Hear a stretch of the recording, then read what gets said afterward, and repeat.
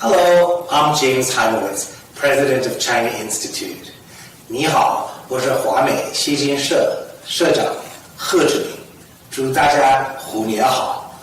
Wishing all of you a very, very happy and warm welcome to the Year of the Tiger. It's my pleasure to welcome you to our first ever virtual variety show. Well, that's what we're calling it. But what we have in store is a vibrant array of performances. Everything from women musicians playing the Seven Sages in the Bamboo Grove to a dance piece about fish swimming upstream, as well as Hong Kong's heart-pounding refiner drums and an intro to the meaning of the Year of the Tiger. Before we kick off the festivities with a thrilling musical piece, I just want to tell you a little bit about China Institute. This is a place of learning, where our impact is measured by the understanding we foster and the passions we nurture. We believe the US and China are the two most important countries now, and our mission to educate people about China is more vital than ever. Our shared future really depends on a deeper mutual understanding. You can find out more about us online, and I hope you will also join us to experience upcoming New Year programs and workshops, as well as a full slate of events, classes, and exhibitions scheduled for the Year of the Tiger. And I wouldn't be fair if I didn't reach out and say thank you to this evening's sponsors. They include the Hong Kong Economic Trade Office of New York, the Consulate General from the People's Republic of China here in New York, the Zhejiang Performing Arts Group, and the Dance Department of Zhejiang Conservatory of Music.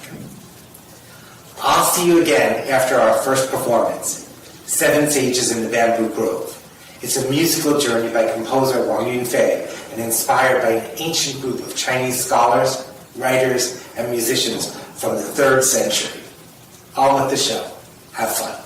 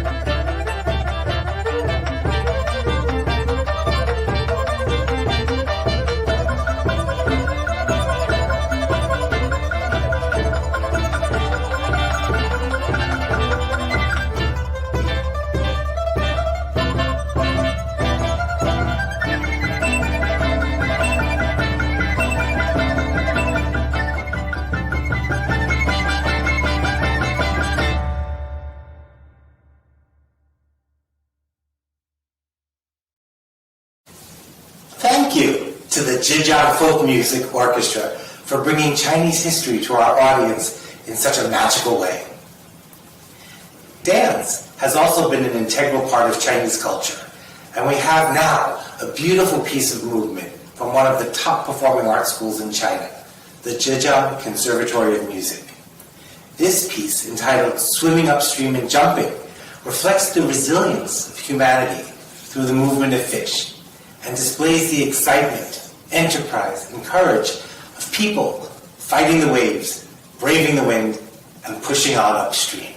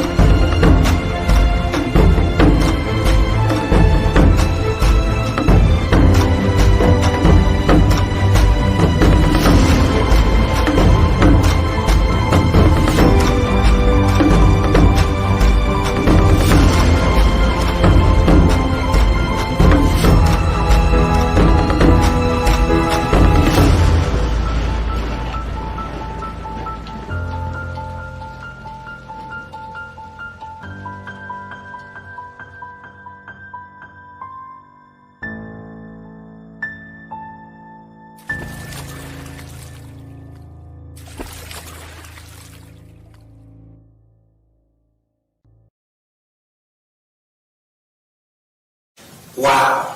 Thank you to those beautiful dancers for that lovely and creative trip. You know, we talk a lot at China Institute about how to delight and educate our audiences at the same time. Our next guest promises to do just that. Oliver Chin is the author of more than 20 children's books, 12 of which explore the animals of the Chinese zodiac, including the traits they embody and the stories behind their role in every Chinese New Year celebration. Tonight, Oliver is going to share some Chinese New Year's traditions and stories about the Year of the Tiger. This is actually a really interesting animal who's kind of close to my heart and all of those at China Institute.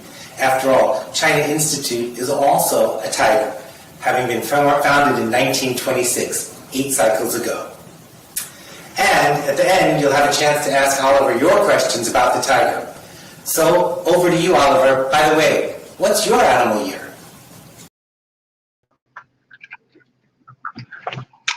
Hi, thanks a lot, James. I am a rooster, so I'm calling in from San Francisco. I used to live in New York, and I'm very proud to have partnered with the China Institute for many years as they provided our books like The Year of the Tiger to their students and their families. So I appreciate being invited today by Aaron and Jeremy to talk about the Zodiac. I've done a deep dive myself to share some information about how the Zodiac came to be, and I'll be sharing a slideshow for the next 20 minutes or so. So feel free to ask some questions in the chat.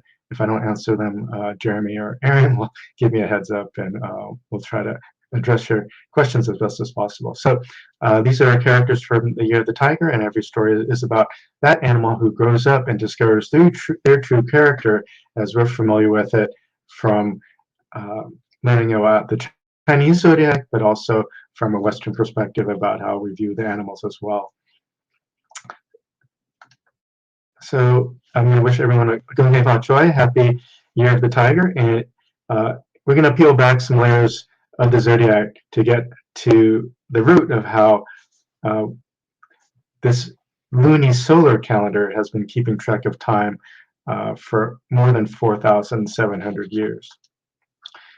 So commonly, they attribute the origin of the calendar to this man, Huang Di, who was called the Yellow Emperor nearly 5,000 years ago. And so not just a lunar calendar, it's also a combination of the solar calendar, which is the traditional Gregorian calendar that is used in the West. So it's a combination of the cycles of the moon as well as the cycles of the sun. So when you look up at the night sky, you see the waxing and waning of the moon. The Chinese long ago used that as a guide, not just for agricultural activities, but also to create a predictable yearly cycle, which could be proof that the empire was well governed and that the ruler really had the mandate of heaven. But they realized that tracking the moon on a monthly basis was not entirely accurate. If you take a look at the calculations from a math point of view, with each cycle of the moon, they're still off a few days from the actual number of days that we commonly consider a year plus the leap year. So they had to figure out a way of combining tracking the moon with also tracking the sun. And only by combining those two could you get really a lot more accurate an estimation of a year. So for those of you who track the sun, you could divide the orbit of the Earth, or what they call the ecliptic, into 24 pieces. And so those track the solstices and the equinoxes as the Earth completes one orbit around our dear sun. And by doing so, they could create a calendar which would help farmers decide when to plant and harvest crops.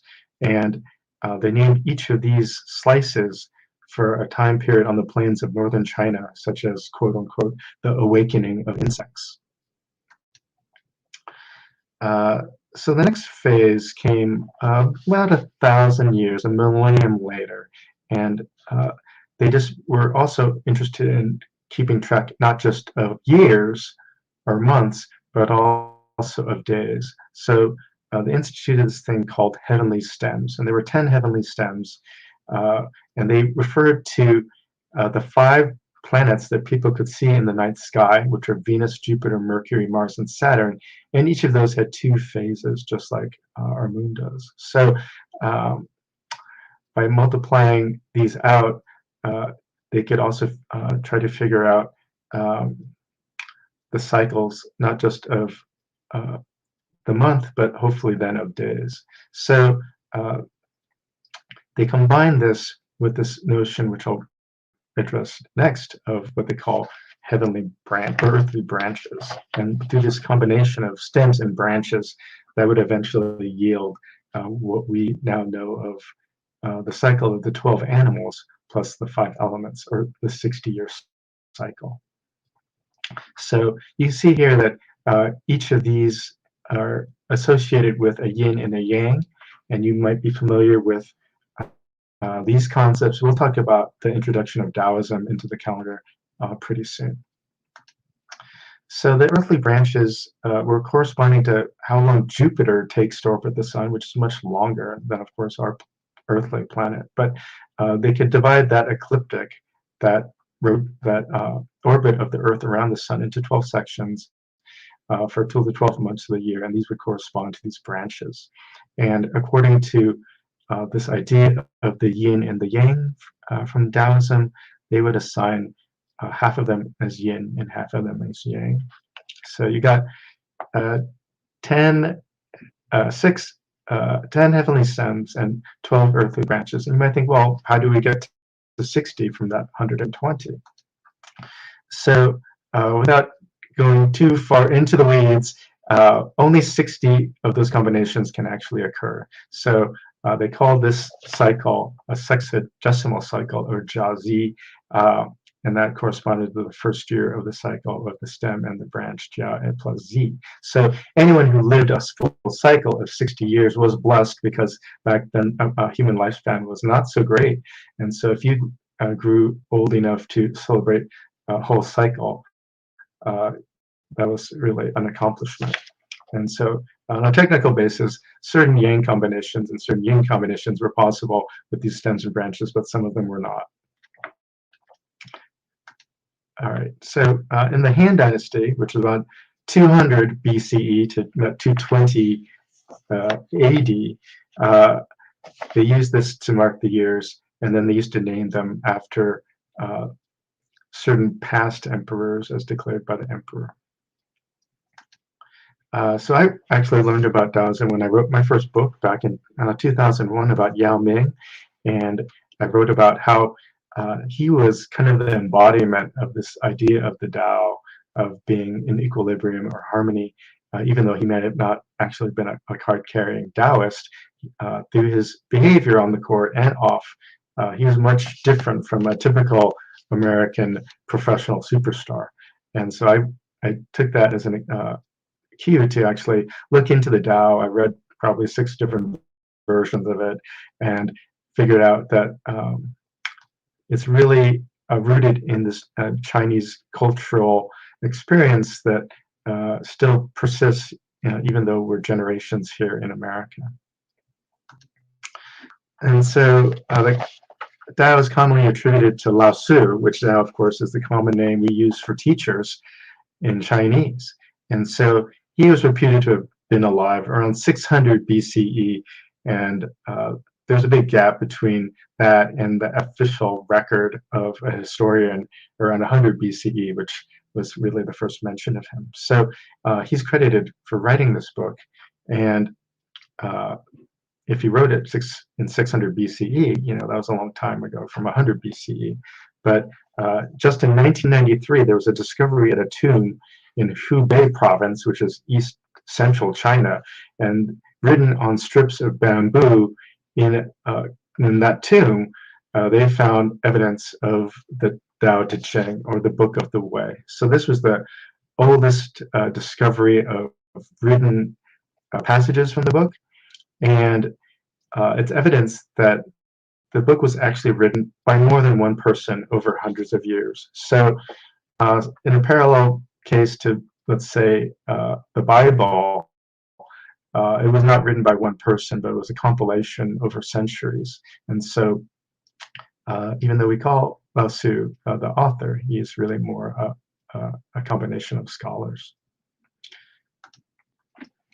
So in this idea of Taoism, I'll just go over a kind of a brief summary. So it's an ancient Chinese philosophy and religion that instructs believers on how to exist in harmony with the universe. The Tao, or the way, is hard to define, but sometimes understood as the way of the universe.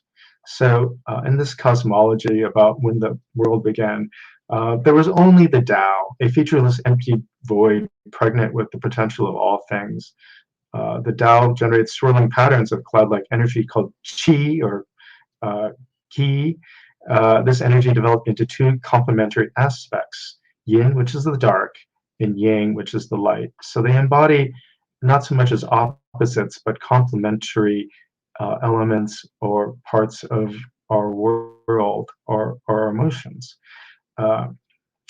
So according to this mythology, the yin sank to form the earth, the yang rose to form the heavens, and both energies harmonized to form human beings.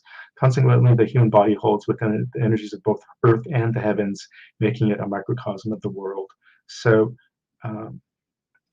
it gets a little bit more complicated than that, but according to some common divisions, you see these being yin and these being yang, but the idea is that they are both in equilibrium. You can't live life without one or the other, and you need a little bit of both in each to be in balance. So with this idea of the world, that became infused into this lunisolar calendar, where eventually these 12 animals replaced those earthly branches.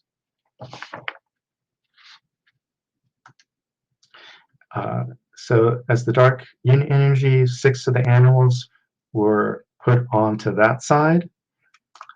And if you're one of them, you know who you are. And then consequently, 6 were placed onto the other side. And when we were doing research for our storybook, The Discovery of Fireworks and Gunpowder, and we all saw a ton of fireworks in the opening video, that's when I actually learned about the 5 elements.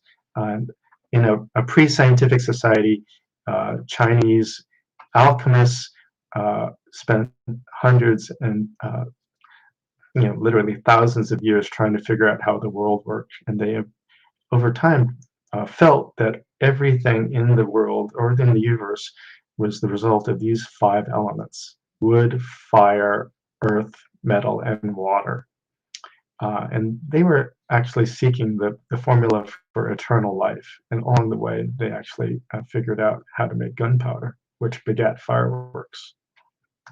But when you take those 5 elements in this sort of Taoist interpretation, they have certain relationships and causalities. And I won't get into each of them, but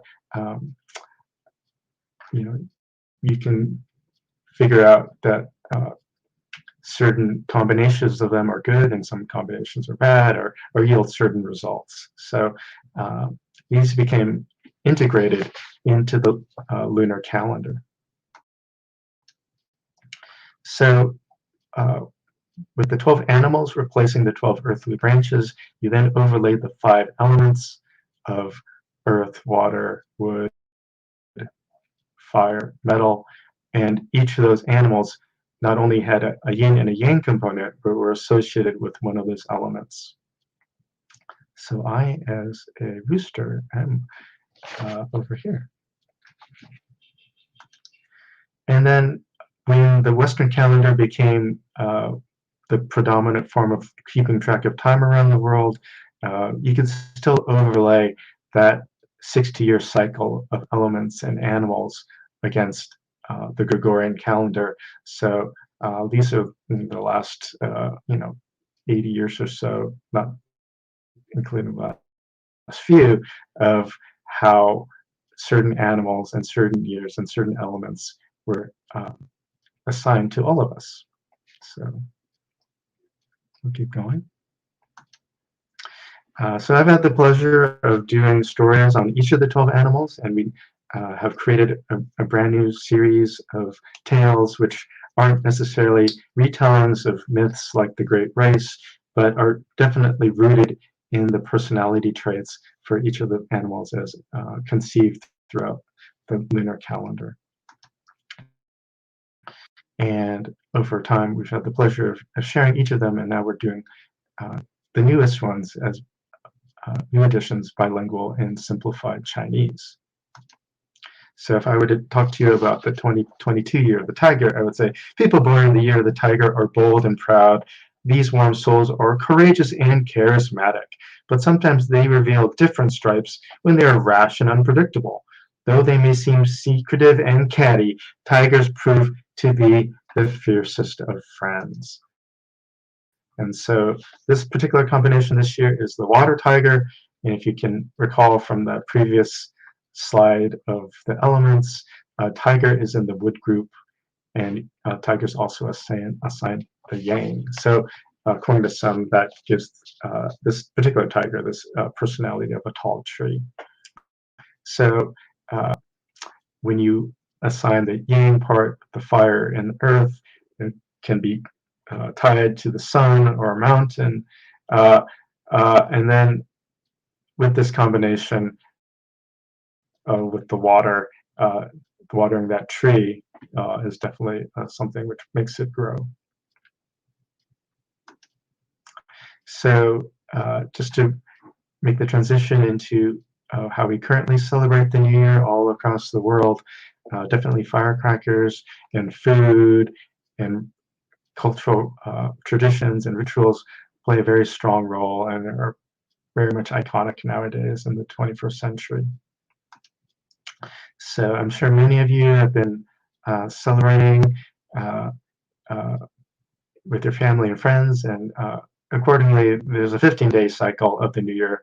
We're currently on day 8, and if you haven't done all these things in sequence, don't beat yourself up about it. I think the important thing is to be happy, to be safe and sound, especially in the times that we live in, and also we'll look forward to hopefully a more prosperous New Year than in the years past. But along with celebrating comes certain things not to do, and they basically relate to the things that you should have done earlier, which if you cleaned up in time, then you don't need to clean up again. And the idea of longevity on long life means, don't cut the things that are long. But we all enjoy going out to eat when it's appropriate and safe, and there are many foods that are definitely auspicious in this 15-day Lantern Festival. A lot of things, again, relate to foods that are eaten whole and not cut up, or are homonyms with other Chinese words which represent prosperity or wealth or long life. So again, whole chicken with the head, long string beans, and jiaqi, which has a combination of a lot of traditionally lucky foods. And that relates not just to whole meals that you might have for dinner, but also for fruits and for snacks. And so again, oranges and pomelos, because they symbolize gold and prosperity, as well as other things. So we saw a lot of lanterns in the video, and the Lantern Festival is the last day of the new year. Often I go to Los Angeles, where the Chinese American Museum of Los Angeles has a Lantern Festival. And so they attribute back to 2 different potential sources. One is historical, in the Eastern Han Dynasty in the 1st century of the millennium. Emperor Ming, a Buddhist, heard that before Buddhists lit candles for the Buddha, and so likewise he ordered his subjects to do the same. And this was more of a kind of a myth of the Jade Emperor. Unfortunately, his favorite crane was killed by some villagers, and he got mad, so he wanted to get revenge by burning down the village on the 15th day of the 1st lunar month. But however, his daughter was sympathetic to those villagers and told them about it. So they decided to trick the emperor by lighting candles and lanterns, which made it look like the village was already on fire. And so the emperor saw that, and he was deceived, thinking that somebody had done his job for him. And villagers were obviously happy, so they continued to commemorate the Lantern Festival every year. So with that, I'm going to wish you guys a fantastic and meaningful and safe and happy Year of the Tiger. And if you guys have any questions, I'm happy to answer them. Otherwise, I appreciate your audience and look forward to the next part of the China Institute program celebrating the New Year.